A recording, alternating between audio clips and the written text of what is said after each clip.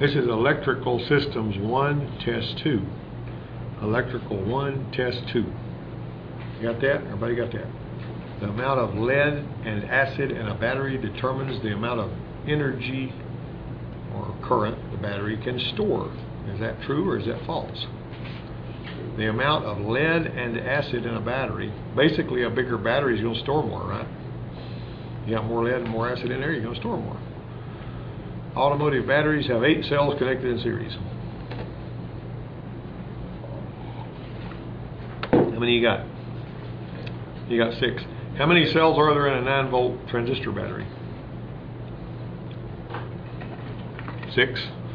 Each one's 1.5. Got that? Alright, so you got cell. A discharged battery will not freeze. Number 3, a discharged battery will not freeze. That is false. A discharged battery will freeze. Yeah, and out in the cold weather, the water in the battery, you know, the electrolyte. I say water, the water and acid, you know. But number 4, as a battery gets colder, less current output is available. That's true. You know how on your battery you'll see that it's rated at 0 and at 32 degrees. You ever notice that? They got ratings on there, 0 and 32 degrees. Okay, so specific gravity compares the density of any liquid to the density of an equal amount of water. Is that right? That's true. That is true. Because the cells in a battery are separated from each other, it's necessary to perform the hydrometer test on each cell. If you're using a hydrometer, you know the thing you squeeze the little ball and the balls float? You've seen them before? That's a hydrometer test. But you can use that little refractometer for that. And all that. So you're going to have to check each cell. And right here,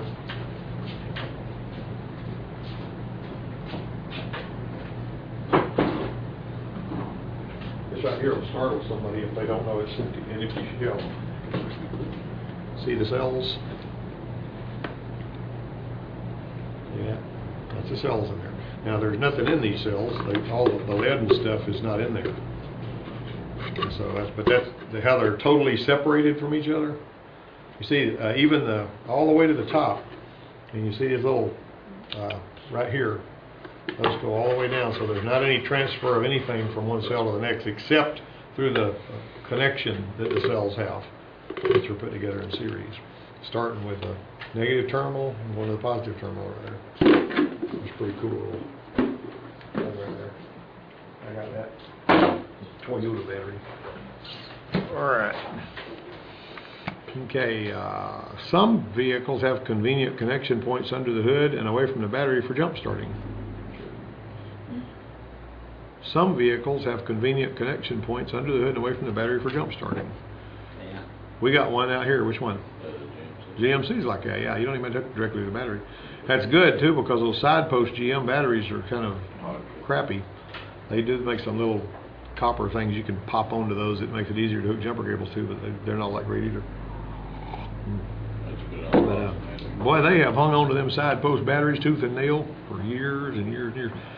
But of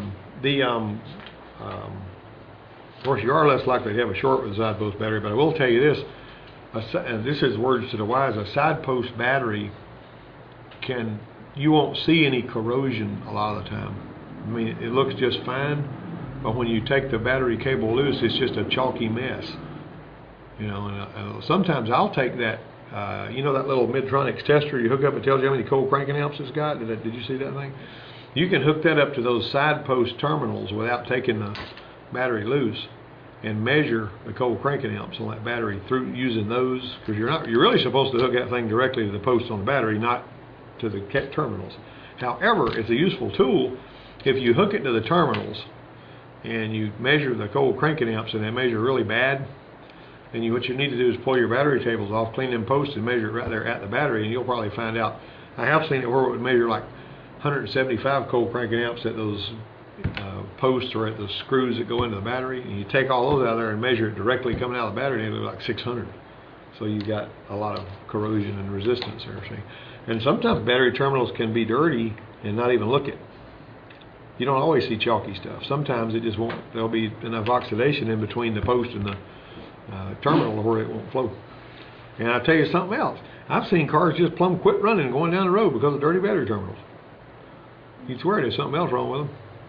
I mean, when in doubt, guys, clean the battery terminals. Just you know, and don't let any. It's not a good idea to let anybody's car out of your service bay with crappy-looking battery terminals. And it's a whole lot better. It's better to do that for free than it is to let them go with crappy battery terminals. Because if it goes, like if you did a service on a car and you're supposed to have checked everything, and they get down the road at a gas station, and for whatever reason, maybe you disturbed some stuff and didn't clean their battery terminals. Well, I just had this thing worked on at the dealership. I wonder why in the world it won't start now. It has to be something. So somebody's got to pay for a wrecker to get the car brought back up there, and so on and so forth. It makes you look bad. That's a strange thing. How sometimes too, when you go out there to get in a car to crank a car that's been cranking just fine and hadn't been any problem at all with the battery, you go out there and go to crank it, and won't crank, and it'll be boiling one of the cells.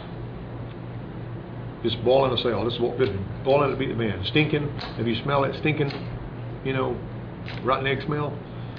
That's when you need to keep sparks and cigarettes and stuff away from it because it'll blow up in your face. Seen them do it. One time, me and my boys were over there at close to. We were in Savannah, and we were down there at Richmond Hill at a little place where you go down there, sort of like a community center where you just play basketball and stuff like that. And it was just getting dark. Anyway, I was driving a little Nissan Sentra. I got in that car. When I started it up, the battery, boom, blew up like dynamite right there under the hood. And so all of a sudden, you used to have a battery, now you don't have one. What causes the battery to short? Well, what happens is that the little connections in there start to get weak, and it actually, you may even have a bad cell, and so you all got all this explosive gas in that battery, you know, and that little, you know how sometimes have you ever seen under the hood of a car when you go to start and the battery terminal spark a little bit? That happens inside the battery, and you got an explosion. That don't happen very often. But I'm telling you, if you've ever had a battery blow up on you, well, you will not forget it. I've had it on. You know what I mean? I think I have. It's about this close to being shot at by somebody, but you don't. It's not malignant intent. The battery just blows up randomly. You know what I'm saying? Picking up a positive wire, and I ran into underneath my body. Mhm. That happened 50 yards. Yeah. A little hole, the ground hole. Yeah. And they grounded it inside and blew the caps off the battery. Yeah. That was Put that ground in wire. Yeah, tape them up, make it look really good, plug it in, make sure the fan works good, and do all of his, check his fluids and his tire pressures and everything. We'll be good to go on him. Okay. Okay, automotive batteries are called what? What are they called? Are they called primary cells, secondary cells, charging cells, or live cells? Anybody have any idea about that? That's actually a B there, the secondary cells. Slow charging of a battery uses a current of, what do you think? C. You say C? Number 9 C sounds like a good answer to me. What about you, Sean? You think you like it? Pretty good? Yeah, that sounds pretty good. Yeah. Routine battery maintenance does not include what? Huh? What do you think? Look at the three. Look at the answers. Somebody, huh? D. D. Yeah, he's a smart guy. You're not going to reverse your terminal connections, because if you do, you cook things. Eddie's wife, when he was gone overseas, he was over with the Coast Guard for a while. She was at a local filling station or something. I don't know where she was when he got it done. And they were looking at putting a battery in it or changing the alternator or something. And somehow or another, they set the battery in that box backwards and they hooked the battery terminals up backwards on it. And so whenever they got done, her gas gauge didn't work. Her variable assist power steering was stiff all the time. It was hard to steer the car. And I don't remember what the other details were. I wrote a Motor Age article about it. It fried the fuel tank, the fuel gauge slosh module, which is the module that keeps it from gauge from moving too fast. And it fried the body computer, the little gem module on that car, destroyed that. That's why the variable power steering wouldn't work. And it seems to me like, if I'm not mistaken, there was one other thing that it destroyed. Why does it do that? Huh? Well, you got all kinds of little circuits and diodes and everything that the current's supposed to go only one way through that stuff, and when you hook it up backwards, it cooks little circuit boards and destroys stuff and just poof, lets the smoke out of things, burns up transistors, you know, because they're set up for current to flow one particular way. If you hook it up backwards, it goes places it never was supposed to go, and it's sort of like, you know, punching it in the teeth with a real, you know, knocking half of its teeth out. So a battery load test or high rate discharge test measures terminal voltage while the battery is supplying current for 15 seconds. All right, how many of you know that if you put a battery on high charge, like you put it on fast charge, and you leave it on fast charge for 3 minutes, and you check the battery voltage, this is very easy to do. Hook your battery charger up, one of them big ones like we got here. Fire that thing up on high charge and let it charge on high for 3 minutes. And when you put that meter on that thing, after it's been charging for 3 minutes, if it's above 15.6, the battery's got sulfur coating the plates and it needs to be replaced. That's a go, no-go test. If you see it go over 15.5 volts, and I've seen them go up 17, 18 volts, if it's taking that much push to shove that charge in that battery, it's going past some crud on the plates. And that's called a sulfated battery. S-U-L-P-H-A-T-E-D, sulfated. If the battery's sulfated, if it's taking that much current, put a battery in it. It's not supposed to go that high. Boy, so you're talking about the 24 volt, some kind of 24 volt jump or something on a... No, I'm just talking about if you hook your battery charger up to a battery that's sitting on a bench or wherever you got it sitting, you just hook it up to charge it. I mean, like it's, you know, the terminals are clean. I clean the battery up. Now I'm going to put a good strong charge on it. Hook that battery charger up, turn it on high charge, wait 3 minutes. Use your voltmeter, just like one of these little voltmeter over here. You know, while it's charging, just stick your voltmeters positive to negative and read what that meter says. If it's more than 15.5 volts, that battery is sulfated. Now it may start in the car, but it ain't going to be as strong as it's supposed to be. And you know, it's going to be, and that was something that's a standard thing that anybody that teaches about batteries is going to teach you that, but it's something a lot of people don't ever check. It was supposed to be. Well, it ain't ever supposed to go over about, well, it's not supposed to go over 15.5. Closer it gets to that threshold, the more of a problem you got. Usually it'll be 14, 14.5, something like that. Is that why you have to replace them every now and then? Is because they just... Well, batteries like run out of gas. I mean, they just, some of them last longer than others. But if you look at a cold cranking amps on a battery that you put in a car, like right now, and you're going to see, like, if it's supposed to have 850 cold cranking amps, it's going to have 850 or 900. Well, you drive that car for 5 years normally, you know, just driving it for 4, 5, 6 years, even keeping your battery terminal clean and all that kind of stuff. Every time you check that thing, like if you checked it once a year, it's going to lose a few cold cranking amps every year. And finally, by the time 5, 6 years has gone by, you may check an 850 cold cranking amp battery and see the cold cranking amps down around 250 or 300. It just slowly runs out of cold cranking. Brake fluid and tire carrying fluid. Now there's some, find some out there. There ought to be some already poured. I think there's a big jug of power too on one of them benches. But, all right, so but remember that what I was telling you if you'll check that thing, it's an easy test and it's a go no go test. That's one of the tests that I like about. If I've got a test that I can check really easy and it can either pass or fail something. You know, now there's some tests that you can do, like there's an alternator, a test I can show you on an alternator with a meter, and I'm going to show that to you this semester pretty quick. If you just go from you get a meter that's got diode test on it, and you hook it, you know, you got your big post on the back of your alternator, and you get that meter, and you put it on diode test, and you hook it from the big post to the housing on the alternator, and you ought to read something up here, you know, one way but not the other way. Like you're going to read a number of 500 or 600 or whatever. If it doesn't read either way, the alternator is bad. If it reads the same both ways, the alternator is bad. However, if it reads good, like 500, 600 on that number on that meter one way, but nothing the other way, that doesn't mean the alternator's good. It could have other problems you gotten checked for. But it kills the alternator. It's a killer. I mean, it's a kiss of death if you measure it both ways and it either reads the same both ways or it don't read it all both ways. See what I'm saying? So there are some tests that will, if it fails the test, the alternator's junk. It can pass that test and the alternator still be junk if there's something else wrong with it that this test doesn't check. Like I can have in that rotor that spins in the middle of the alternator, it's supposed to have 3 or 4 ohms of resistance right there where the brushes, operate.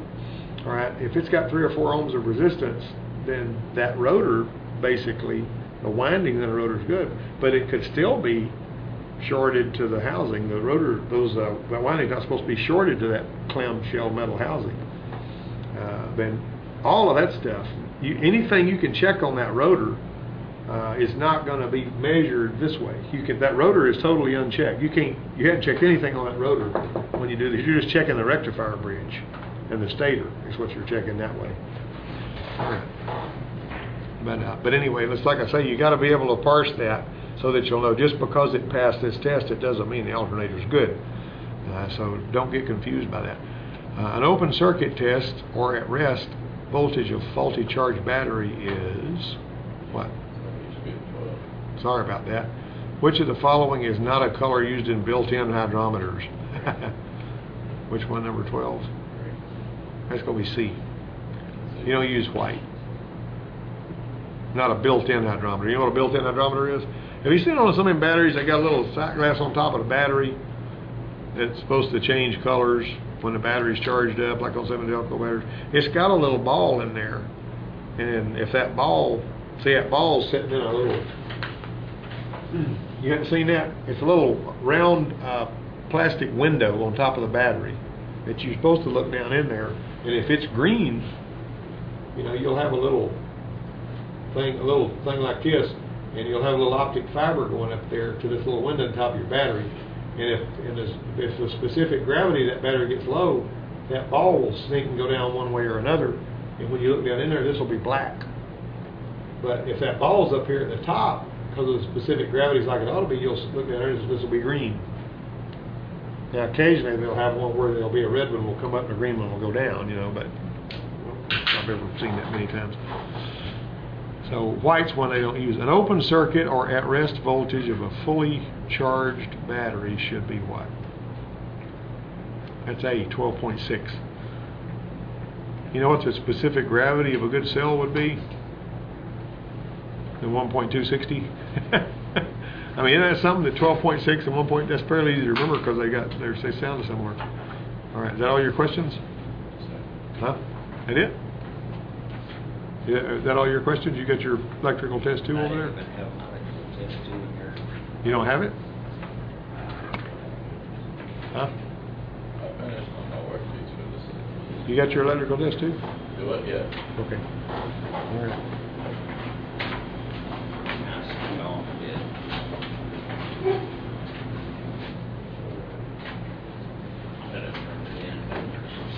You already done it? I could have.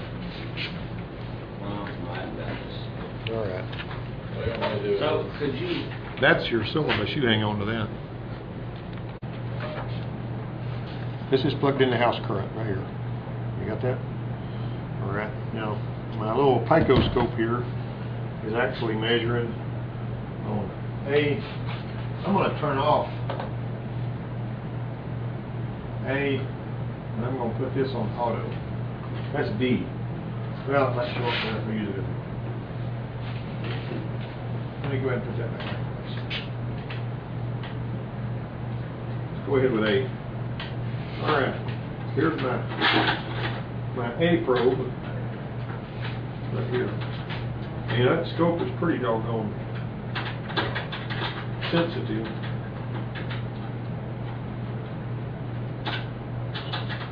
See, it is moving it around and touching it with my hand is making it do all kinds of crazy stuff. All right, now you see what we got here? I'm going to show you this to start with.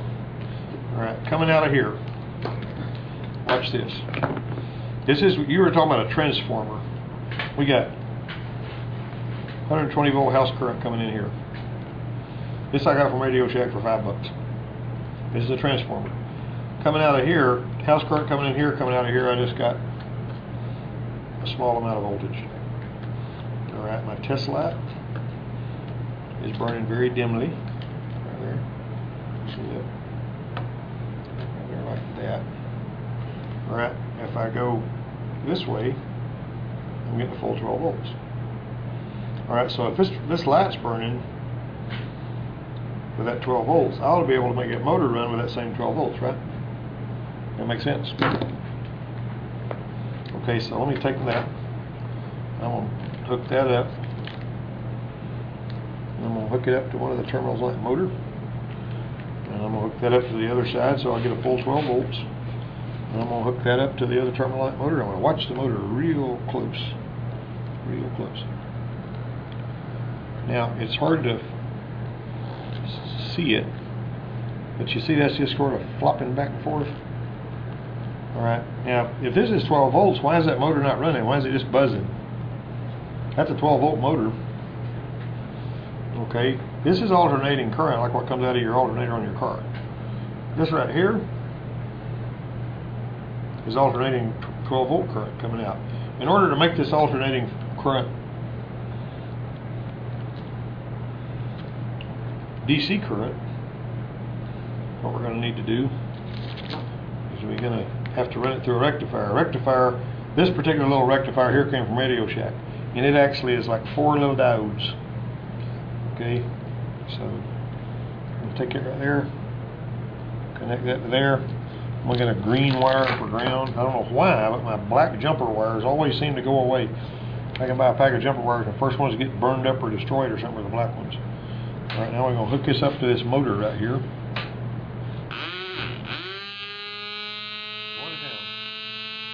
rectified that current and turned it into DC current. Now what does that look like on a scope? Alright, I'm going to take my scope here, if this thing will cooperate with me, and I'm going to hook it up to there and there. Alright, it's auto ranging. Just let it find itself. That's alternating current. You see that? You see alternating current, right? Okay, now that is not a lot of voltage. Look at this, it's actually going back and forth. My goodness, it's like 20 volts worth according to this. All right, what if I wanted all of that current to be above the zero? That would make it direct current, right? You understand the difference between direct and alternating current? Okay, let me take this right here. Now, and I'm going to hook it up here. I'm going to hook it up so that it's coming out of the direct current side of this rectifier. My goodness, now it's all above the zero. You got that?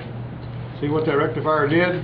Instead of having it reverse in polarity 160 times a second, and you have that. Now, what if I wanted this not to be moving around? If I wanted it to be still, the oscilloscope function is called trigger. Okay, so I'm going to put an auto trigger up there. Yeah, it kind of sits still, right? What if I wanted a flat line? What if I didn't want those bumps? You know, because sometimes when you're doing sensitive electronic stuff, you don't want a ripple. That's why sometimes when you hook your battery charger up and you're trying to check things, your scan tool will go crazy if the battery charger's hooked up because it's got a ripple. This right here's a capacitor. It's the item right here. It's a capacitor, and you might also notice it's got a little negative, you know, minuses pointing to that side, so it's got a positive and negative, right? All right, so if I hook that capacitor up so that negative is going to the negative side, and touch both of them together, see? We've now got a nice flat line of 12 volts. We got a 12 volt flat line. Got that? You understand that? When I take that capacitor out of the circuit, now we got the bumps again. Now you understand why I'm telling you all this. The difference between alternating and direct current. This is a very short lesson. Don't take a long time. I don't have to spend a lot of time on this. But I mean, you can tell when you got direct current, it's going to fire up that motor and spin it. But your alternating current, the motor's just going back and forth. Now, George, bring me that motor out of the vise. You know what I mean? You already done this? Yes, sir. Okay, you're good on that. I'll make that happen. Turn that one down. And bring me that motor out of the vise. You remember the motor I was playing with this morning? Yeah, bring me that. We'll show you guys something else that's really cool that I discovered this morning. And if George will hold this motor, I'll go ahead and get things really exciting. You can watch something happen that's really cool. Now are you guys understanding the scope thing now, right? You got the scope thing? You understand what it's doing? It's drawing a voltage over time picture. Alright, I'm going to take that off. Alright. Now then, we've still got power here. I wonder if we got enough power. George, we got enough power here to do this, you think? And I just unhooked this and I shouldn't have. Alright. Let's point that camera down at our board. Let's point our camera down at our board. Like that right there. Okay, now we're coming off of our rectifier. It's still plugged into power AC in. And we're bringing AC in. Now give me a big red, a big green, George. Give me separate them for me. Separate them to me, a red and a green. Okay. Now where did the little brushes go? This is a little fan motor. This little fan motor actually came out of a Honda car, you know what I'm saying? And I had somebody take it apart. And you notice this little thing will actually spin in there without any resistance much. This is permanent magnets around the outside of this motor. Okay, so if I take my red and my black. Now this may not have enough current. This little transformer may not put out enough current to do this. George, can you hold that motor? Hold it so we can see it right there. Hold it right there. George, are you scared? No. No. George is not scared. George has got nerves of steel. These are brushes, like you see in the motor. They were wore out, and that's why the motor quit running.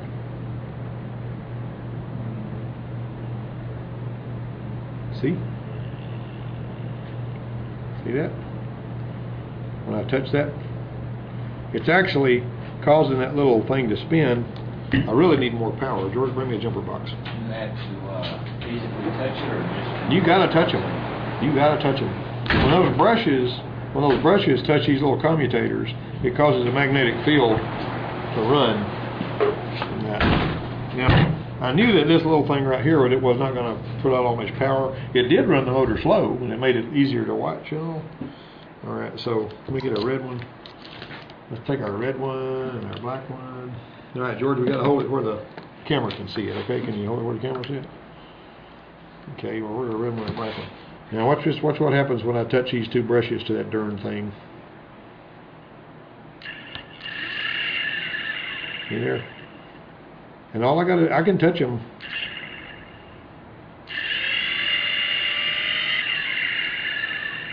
See? It's interesting how that works, isn't it? Now, what if I touched them somewhere besides right across from each other? What would happen then? Maybe it wouldn't be as balanced or something.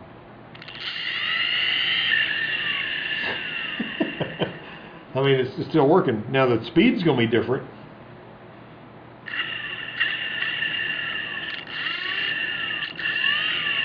Woo! Those little suckers get hot because of the friction. But see, they're made out of sintered brass. That's the actual brushes out of the motor when it was in the car, and they wore out to where they wouldn't touch anymore. And that's why that's usually why motors like that quit. See, what the shame about it is, there's really nothing wrong with this little commutator. There's nothing wrong with these windings. There's nothing wrong with the bearings, but the brushes wear out. But there's no good way to replace the brushes, so you just go ahead and replace that. Now, a starter, a lot of times, if you can get brushes for it, you can fix a starter for $15 instead of having to pay $200 for another starter. See, and my dad did that whenever the starter was at tempo. Anyway, anybody learned something here that you didn't know when you came in here? All right, there you go. Hey, bolts. This is a live wire program that I bought a long time ago, and it cost about $600 for 10 users.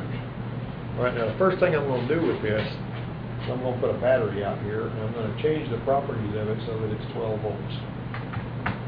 All right, this won't take very long, so just bear with me. Since we're going to ground everything to the rail on the car, I'm just going to put that ground. I think I need to zoom in a little bit so we can make it bigger. Zoom. 200%. Now I got to go find my doggone battery. There it is. Can you see that? Alright, let's zoom a little more, since we're doing it on our board here. Okay, view, new, 400%. How big does that make my battery? So there it is. Alright, now then, I got a battery. Alright, now I'm gonna put another ground out there and just let it float in space. Got that? That's the ground. Okay, now, we can also, so you can also get a cell that's only 1.5 volts. But this battery right here, if we go output components, let's find relays. There's a relay. Single pole, double throw relay. See that relay? Is that something you can see? Alright, now, I'm going to take that relay, I'm going to hook it up right there. Alright, now then, I need a switch. And an input component. Now I'm going to tell you guys, this is on most of these computers. And all you have to do if you want to play with this is fire it up and start dragging stuff out there. Okay, if you look at power supplies now, if you want to, you can get a fuse. And basically, if you're going to do this right, you probably ought to put a fuse in the circuit. And you can change the properties of that fuse to 10 amps. Okay, but it doesn't necessarily have to be 10 amps. It can be 1 amp. Alright, now watch this. I'm going to come down here to that. Alright, now I'm going to hit my play button. Now watch what happens when I turn that switch on. See what that relay's doing? You understand that, Daniel? Alright, now the terminals that you see on these relays, these two terminals right here that you see on this relay, the two that are side by side, that's the coil, that's the common. Okay, right here, look, coil, coil, common. You understand that? And then one of those other two that the switch opens to is normally open or normally closed. Exactly. That one right there is normally closed, that one's normally open. This is the one that gets power from here when you energize that, or gets whatever you're feeding into that other one. Okay, let's move on. I'm going to take additional power, and I got to push stop before I can draw anymore. And you see a lot of relays that are wired up this way. See that? Now the key to this thing is that switch is very small. Right now I want an output component. I want an output component, which is going to be, you can put a lamp or a motor or whatever. For our purposes, we're going to put a DC motor there. You got that? We're going to put a DC motor. Alright, and we also need a ground for our motor. See, I'm kind of cramming all that stuff in here really tight. I got to move my little my little pane off to the side here. Alright, let me move that ground over here. When I put that ground right there, it'll stick. Alright, now let go and click again, it'll let you change direction, don't you see? There, see how that works? Now watch me turn it on again. You understand what you're seeing? I'm trying to get you to burn this stuff in. Everybody needs to understand this. We're an electrical class for a reason. You got it? So why, if we've got a switch, it seems like the relay and the switch are doing about the same thing. They are, but the point is, all right, let's imagine you're in a situation where you're wanting to control a circuit that's really, it takes heavy wires and do it with a small switch. Like the ignition switch on your car, the battery cable that leaves your battery doesn't come into your ignition switch and then go down to the starter, does it? That'd be stupid, wouldn't it? You want to run a cable as thick as your finger all the way in the dash to the ignition switch so that when you do this, it's going to go to the starter.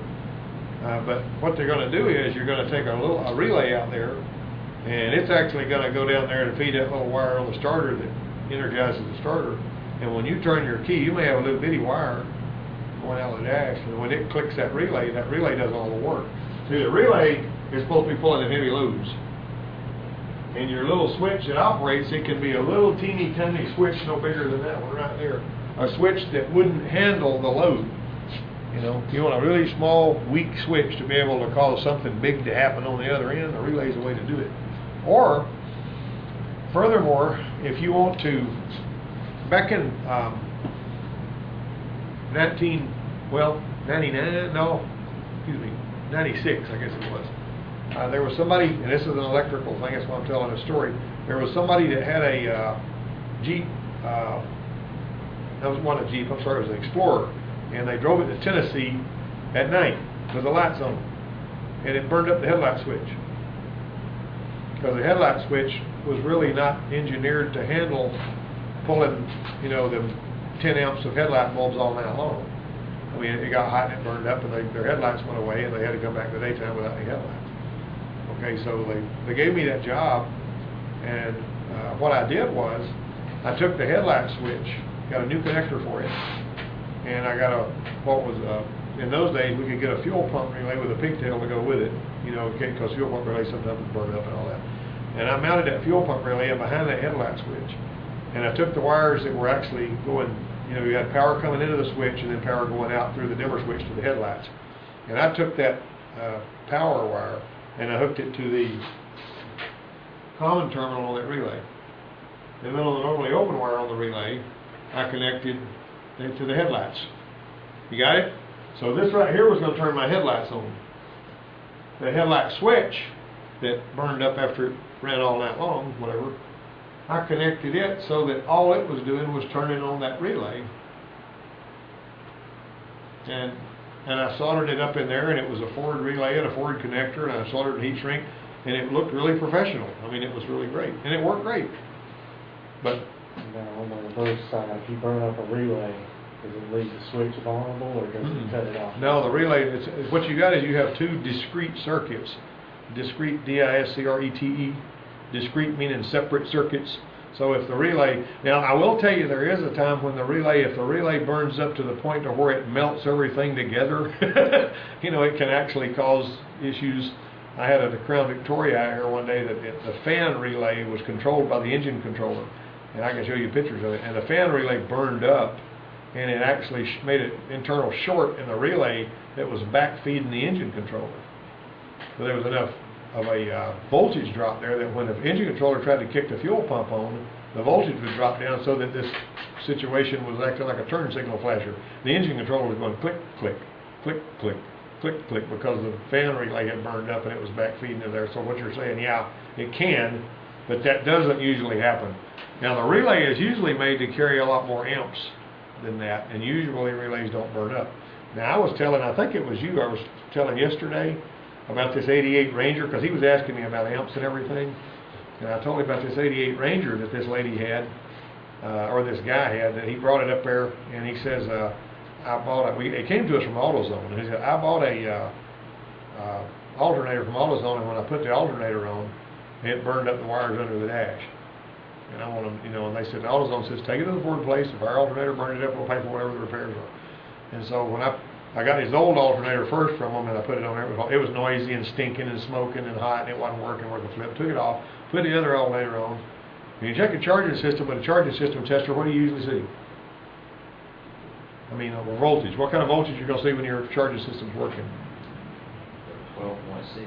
Well, not when your charging system is working. That's a fully charged open circuit battery. Charging system, what, 14 and a half? You've done that worksheet, remember? If you just look a voltmeter to a charging system was working, this one was showing 12 and a half, which is low. I mean, a couple of volts lower than it should have been. And so this was funny because I put the alternator on there, and all of a sudden I see smoke from under the dash, just like that guy did. And I look down here at the inertia switch. You know where the inertia switch is on the Ranger? Mm-hmm. All right, it had burned. The inertia switch was burned up, and the wire coming to it was smoking and hot and all that. So there must be some, you know, something going on there. That's where he saw his smoke at. And so my problem was deeper. This is an important story from an electrical standpoint. So listen to what I'm telling you. I fixed the inertia switch, new connector, new wires, soldered heat shrink, tightened up that link in the chain, right? Made it nice and fresh and looked like it was new again and all this kind of stuff. Cranked it up again. See what happened. I was sitting in the truck, and all of a sudden I noticed a commotion going on under the hood. And out there on the right side, back here close to the hood hinge, the relays out there were on fire. Literally flames this high out there underneath. And I cut the truck off and I went out there, and the fuel pump relay had literally caught fire. It was just burned burning everything up. And so of course I put out the fire. You'll get to where you're really calm about putting out a fire if you work on cars a lot, because you set one on fire every now and then, even if you don't need to. You just got to keep your head. I had one guy, one caught on fire, he'd jump around and go, ooh, ooh, ooh. Well, that doesn't do anything to get the fire put out, you know what I'm saying? And we used to see that every so often. So I fixed the relays, got the pigtail like I was talking about on the other one, put those relays back in there, made all that look good again. And then I said, there's a reason why the wire under the dash burned out, and I made that leak in the chain stronger, and then the relays caught fire, which is in the same circuit. See what I'm saying? So then I got to measuring, and this Ranger had 2 gas tanks on it, which was really strange, but it had 2 fuel tanks on it. It must have been special ordered that way. The tank in the back was pulling 8 amps. The one in the front, which is the one he was trying to use on that front tank, was pulling 40 amps. That motor was partially shorted, and yeah, it was pumping fuel. Just like this motor right here, but these little windings right here were burned and shorted to the point of where it almost had no resistance at all. And so rather than blowing a fuse, the way that thing had a fusible link, which is a piece of wire that's one size smaller that's made to burn into it, it's got a heavy surge, it wasn't enough of a short to blow a fuse, that fusible link, but it was enough of a short to set things on fire and melt connectors and burn stuff up along the way. You see where I'm going with that? That was an unusual situation. He didn't want to pay for a fuel pump, so he was just stuck with using his back tank. But anyway, when I was my alternator though, when I checked the charging system, reading only 12.5 volts. Because of the load, yeah. When you turn the load knob on our machine, your height pulls the voltage down and the amp goes up on the alternator. This son of a gun here, when you pull the voltage down, the voltage regulator picks up on that. It says, I need to give it more alternator fuel to bring the amps up. And you'll watch that on your machine. You bring the volts down, the amps go up. Because that voltage regulator system, if it's PCM controlled or if it's in the alternator, it's going to respond to lower voltage by increasing the amps. And it was really, that alternator, his other alternator was burned up. It wasn't strong enough to do anything. The new alternator put on there was good and strong. It was all muscled up. And it started punching stuff out. I mean, it was burning things up, and cooking wires and melted connectors and everything else. That was a mess. But that was one of these electrical things that if you're not paying attention, and this is the other thing.